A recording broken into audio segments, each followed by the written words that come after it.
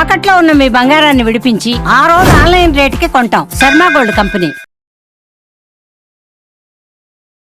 నమస్కారం, నేను రమారావి. మనం పంచతంత్ర కథలు చెప్పుకుంటున్నాం. కొత్త వాళ్ళని ఇళ్లలోకి చేరనివ్వకూడదు, కొత్త వాళ్ళని మన వ్యాపారాల్లోకి ఎంటర్ కానివ్వకూడదు. కొత్త వాళ్ళతో స్నేహం చేసేటప్పుడు కొన్ని హద్దులు గీతలు ఉండాలి. ఇలాంటి విషయాన్ని రాజకుమారులకి అర్థమయ్యేలా చెప్పడానికి కొన్ని ప్రత్యేకమైన కథలు చెప్పారు.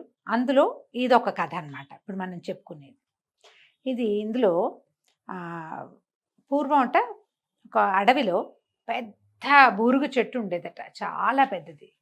బూరుగు చెట్టు మనకందరికీ తెలుసు కదా, ఇది పత్తి వస్తుంది, వాటి నుంచి ఇంత కాయలు వస్తాయి. వాటికి ఏంటంటే కొంత వయసు వచ్చేసరికి ఆ చెట్లకి తొర్రలు పెద్దవైపోతాయి. కింద భాగాల్లో హాలోస్ అంటే ఖాళీలు ఏర్పడతాయి. చెట్టు తొర్ర అంటారు. దాంట్లో గూళ్ళు పెట్టుకుని ఉండే పిట్టలు కనపడుతూ ఉంటాయి మనకి. అయితే ఈ పెద్ద పర్కటి వృక్షంలో ఈ బూరుగు చెట్టు తొర్రలో ముసలి గద్ద ఉండేదట. దాని పేరు జరద్గవం. పేరే అదే, జరద్గవహ అంటారు. జరద్గవం అని గద్ద ఉండేది. అయితే ఈ చెట్టు మీద ఎన్నో పక్షులు గూళ్ళు పెట్టుకుని గుడ్లు పెట్టి పిల్లల్ని చేసి ఆ పిల్లల్ని పెంచి వాటికి రెక్కలు వచ్చేదాకా ఎగిరించి తర్వాత మళ్ళీ ఆ పక్షులు మళ్ళీ గూళ్ళు కట్టుకుని ఇదే చెట్టు మీద అట్లా బోల్డన్న పక్షులు ఉండేవట. చెట్టు నిండా పక్షులే. అయితే ఈ ముసలి గద్ద ఉంది కదా, దీనికి కళ్ళు గోళ్ళు రెండు పోయినాయి. కళ్ళు లేవు, కళ్ళు బాగా కనపట్టల్లా. తర్వాత గోల్డ్ పదును తగ్గిపోయినాయి, ఓల్డ్ అయిపోయింది అది. అయితే ఈ చెట్టు మీద ఉన్న పక్షులన్నీ పాపం ముసలిది ఈ గద్ద ఎక్కడికి వేటాడడానికి వెళ్ళలేదు, ఆహారం సంపాదించుకోవటం దీనివల్ల కాదని ఏం చేసేవి, అవే తమ తెచ్చుకున్న ఆహారంలోంచి కొంచెం కొంచెం ఈ ముసలి గద్దకి కూడా జరద్గవానికి కూడా పెట్టేవి. ఇక్కడ ఉండటం వల్ల ఈ జరద్గవం ఏం చేసేది, వీళ్ళందరూ మనని టేక్ కేర్ చేస్తున్నారు కదా, వీళ్ళకి ఏదో సహాయం చేయాలని పైనున్న పక్షుల పిల్లలందరినీ కొంచెం చూసుకోవటం, పెద్ద మనిషి తరహాగా వ్యవహరించేది. త్వరలో ఉండేది. ఎవరైనా చెట్టు దగ్గరికి వస్తుంటే ఎవరది ఎవరది అని కేకలేసి కొంచెం బెదిరించి చేసేది.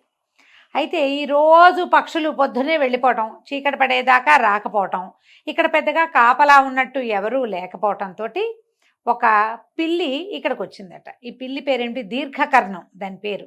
పొడుగాటి చెవులు ఉన్నాయన్నమాట. ఈ దీర్ఘకర్ణం అనే ఒక పిల్లి ఈ చెట్టు మీద ఉన్న పక్షి పిల్లల్ని తినడానికి చెట్టు ఎక్కడానికి దాని దగ్గరకు వచ్చింది. కాండం మీద నుంచే కదా, ట్రంక్ మీద నుంచే కదా ఎక్కాలి.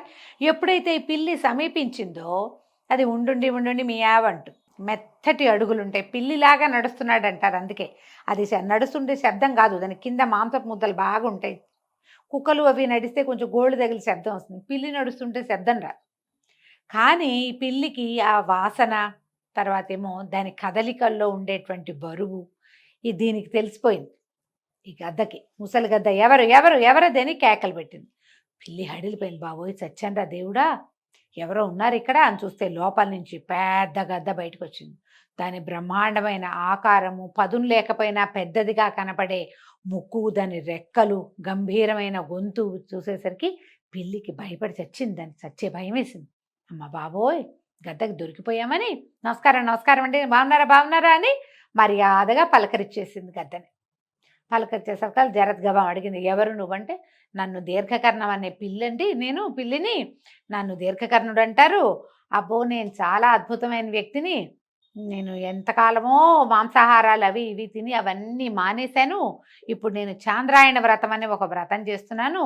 చుట్టుపక్కల చెట్ల మీద ఉన్న పక్షులన్నీ చెప్పుకుంటున్నాయి, ఈ వృక్షపు పెద్ద చెట్టు తాలూకు త్వరలో ఉన్న గద్దగారు చాలా అనుభవశాలి, చాలా వృద్ధుడు, అతనికి తెలిసిన సంగతులు ఇంకెవ్వరికీ తెలియదని, భగవంతుని గురించి బోళ్ళంత పరిజ్ఞానం ఉంది మీకని తెలుసుకున్నాను. మీలాంటి జ్ఞానులతోటి కాసేపు మాట్లాడి కాసేపు కూర్చుని మీతో మంచి మాటలు చేసి సత్సంగం చేసి వెళ్దామని వచ్చాను అనేసరికల్లా గద్దంది, దానికేం నాయనా అదేం పర్వాలేదు, కానీ మా చెట్టు నిండా ఏమో పక్షి పిల్లలు ఉన్నాయి. పిల్లులు మాంస రుచి కలిగినవి, పిల్లి అంటే మాంసం తింటుంది, అది ఇంకోటి తిందు, అందుకని కొంచెం భయంగా ఉంది, అందుకని కాస్త గట్టిగా నిలదీశాను. మరేమనుకోకంటే ఈ పిల్లి వెంటనే నేల మీద పడి దండాలు పెట్టేసింది. అయ్యో అయ్యో, ఇంకా నయం చెవులు పుచ్చుకుంది, దండం పెట్టింది, కాళ్ళు పట్టుకున్నంత పని చేసింది. అస్సలు కాదండి, ఏనాడో మాంసం వదిలేశాను, నేను చాంద్రాయణ వ్రతం చేస్తున్నాను. చాంద్రాయణ వ్రతం అంటే ఏంటంటే సింపుల్గా చెప్తాను. చంద్రుడితో పాటు వీళ్ళ ఆహారం పెరుగుతుంది తగ్గుతుంది అనమాట. పైగా ఏంటంటే ఒక చోట ఉండకుండా చుట్టూ తిరుగుతూ ఉంటారు వాళ్ళు. కాబట్టి నేను ఆ వ్రతంలో ఉన్నాను. అస్సలు నేను మాంసం ముట్టనుగాక ముట్టను. మీతో కాసేపు కబుర్లు చెప్పుకోవడానికి వచ్చాను అంతేనంది. అనేసరికల్లా జరద్గవము నమ్మింది మాటలు. మనం జనరల్‌గా చేస్తాం. మాటలే నమ్ముతాం. మిగిలినవి ఆలోచించం. ఈ జరద్గవం ఏం చేసింది, తను త్వరలోకి వెళ్ళి కూర్చుంటూ పిల్లిని కూడా లోపలికి పిలుచుకొచ్చింది. ఆ పిల్లి కాసేపు కూర్చుని ఆసెమ్మ, ఓసెమ్మ కబుర్లు చెప్పింది. ఈ జరద్గవం గద్ద ముసలిది కదా, దానికి ఉంటుంటే నిద్ర వస్తుంటుంది. అది కునికిపాట్లు పడుతుంటే ఈ పిల్లి చల్లగా చెట్టు మీదకెళ్ళి, ఈ పిల్లి 2, 3 పక్షి పిల్లల్ని తెచ్చుకుని ఆ త్వరలోనే ఒక మూల పెట్టుకుని చల్లగా తినేసి మూతి నాక్కుంటూ వెళ్ళిపోయేది బయటికి. రోజు పక్షి పిల్లల్ని తేవటం, తినటమే. జరద్గవానికి ఏం తెలుసు? దానికి ఏం తెలియదు. అది నిద్రపోతుండేది, ఈ పిల్లి తినేస్తూ ఉండేది. కొద్ది రోజులు గడిచేసరికల్లా పక్షులకి అజొచ్చేసింది. పిల్లలు తగ్గిపోతున్నాయి, ఎవరో వస్తున్నారు చెట్టు మీదకి. అసలు ఈ పక్షి పిల్లల్ని తింటే, ఏదైనా జంతువు కనుక తింటే వాటి ఈకలో ఎంతో కొంత ఎక్కువ ఉండవు. పక్షి పిల్లలకి చిన్న చిన్న ఈకలు ఉంటాయి. అవైనా కనపడతాయని పక్షులన్నీ ఒక చిన్న సమాజంగా ఏర్పడి వెతకటం మొదలుపెట్టినాయి. చుట్టుపక్కల అంతా వెతికినాయి. ఎప్పుడైతే ఈ పక్షులు కలకల్లాడుతూ బాగా అంటే కిలకిలా రవాలు చేస్తూ కిచకిచలాడుతూ వెతకటం మొదలుపెట్టినాయో పిల్లికి అర్థమైపోయింది తన సంగతి బయటపడిపోతుందని. పిల్లి చల్లగా పారిపోయింది. ఈ అన్ని చోట్ల వెతికి, పిల్లల కోసం వెతికి, పిల్లల జాడలైనా తెలుస్తాయని వెతికినటువంటి పక్షులు ఈ చెట్టు తొర్రలోకి కూడా వచ్చినాయి. ఆ తొర్రలో మూలల్లో అన్ని చోట్ల పక్షుల తాలూకు చిన్న చిన్న ఎముకలు, తర్వాత వాటి తాలూకు బొచ్చు ఏమంటారు దాన్ని, ఈకలు కనపడేసరికల్లా పక్షులకి పిచ్చి కోపం వచ్చింది. మేము ఇన్ని రోజుల నుంచి ముసలిది ఇది ఆహారం తెచ్చుకోలేదు పాపం ఈ గద్ద అని, ఏదో పెద్ద మనిషి తరహాగా మన పిల్లలకి సాయం ఉంటుందని త్వరలో ఉండనిచ్చి రోజు ఆహారం తెచ్చిపెడుతుంటే దీన్ని తిండి చాలక మన పిల్లల్ని ఇదే తినేస్తోంది. అందుకే పిల్లల ఎముకలు దీంట్లో ఉన్నాయి త్వరలో, లేకపోతే ఎందుకుంటాయి అని చెప్పి ఆ పక్షులన్నీ కలిసి తలా ఒక దెబ్బ కొట్టి ఈ జరద్గవాన్ని చంపేసాయి. దాని కళ్ళు లేవు, అది తప్పించుకోలేదు. ఆ తొర్రేమో చిన్నది, పారిపోయేందుకు పెద్ద అవకాశం కూడా లేదు దానికి. పక్షులన్నీ టపా టపా కొట్టేసినాయి, ముక్కులతో పొడిచేసి కాళ్లతో తన్నేసి ఆ గద్దని చితక పొడి చేసినాయి. ఇంకేం చేస్తుంది అక్కడ, ఆ గద్ద కాస్త చనిపోయింది. ఈ గద్ద పేరు చెప్పి అక్కడ చేరి మంచి మాటలు మాట్లాడిన పిల్లి ఆహారాన్ని భక్షించేసింది. శుభ్రంగా కావాల్సిన అన్ని రోజులు పొట్ట నింపుకుంది, చల్లగా పారిపోయింది కూడా.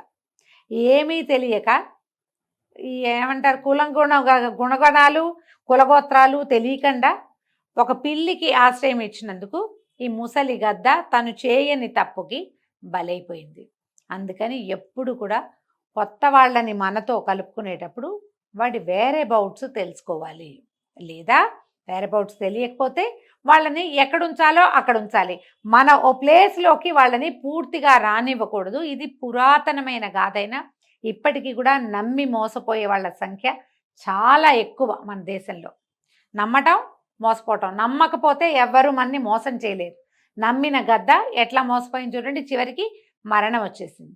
ఇలాంటి కథల్ని మనం వినాలి, జీవితానికి అప్లై చేసుకోవాలి. పిల్లలకి ఏదో ఒక సందర్భంలో కొత్త వాళ్ళతోటి ఎక్కువగా వెళ్ళొద్దు, చేరద్దు, వాళ్ళు చెప్పిన మాట వినద్దు, వాళ్ళు ఎక్కడ ఏదైనా విషయం చెప్తే ముందు మనకు తెలియజేయండి అని చెప్పడం కోసం ఈ కథల్ని వాడుకోండి. ఇలాంటి మరిన్ని కథలతోటి మళ్ళీ కలుసుకుందాం. అప్పటి వరకు సెలవు. నమస్తే.